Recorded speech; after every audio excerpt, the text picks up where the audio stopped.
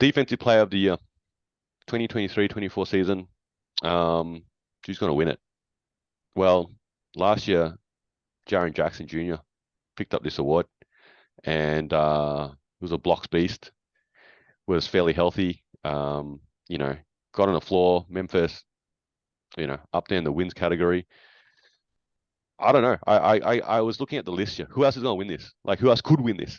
Yeah, I think that's the thing, right? It feels like the Defensive Player of the Year award is a real limited list because you have to have that specialist skill set as a defensive stopper. Yeah, you don't suddenly just pop up on this scene. It's rare that that occurs. Okay, you've got your common players like Gobert blocking your shots. You've got obviously Brook Lopez last year popping in, blocking shots too. You've got Draymond sort of just anchoring a positive plus minus. You got Marcus Smart and whoever's might be a steals leader in that conversation. Um, but it feels like again, I think it's Jaren Jackson's year again to just build on what he did last year. His stats are probably going to go up with Jar out for 25 games. Can he not foul so much? Let's say he makes a bit of an improvement on that category there.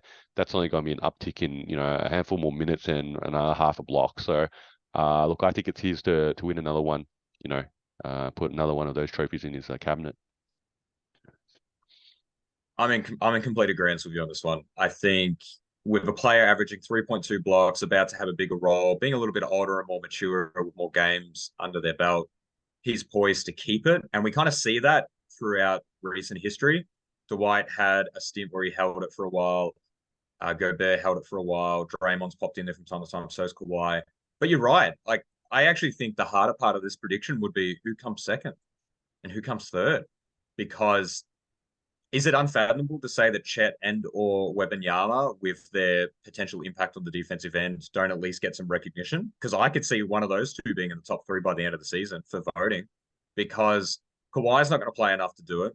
Draymond, I don't think is going to get the recognition that he should, in a sense. He's more of an IQ guy, and I can't think of anyone else. I really can't. Maybe Giannis could be back in consideration there. Brook Lopez, if he can repeat, but Jaren Jackson should really be able to repeat quite safely here. I think I just put up the last few Defensive Player of the Year awards, obviously. So Jaren Jackson picked up his first. We got Marcus Smart, Gobert, three Gobert in the last 8 years or so. Giannis, Draymond, and then Kawhi Leonard sort of rounds out the last 10 years or so. Two awards there as Defensive Player of the Year award.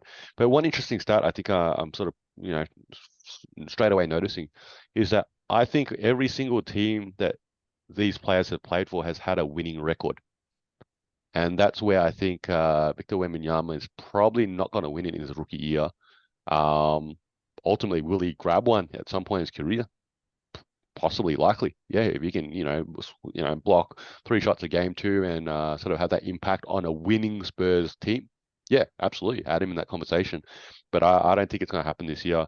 Yeah, look, it is a bit of a limited field, and yeah, having a look here, a lot of these players here.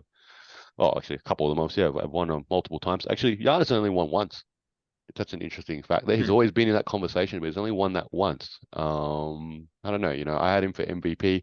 I don't know. I'd probably be stretching it if I'm saying he's going to, sweep both. But who knows, right? This is two guys with spare time. I'm Faz, this is Nick.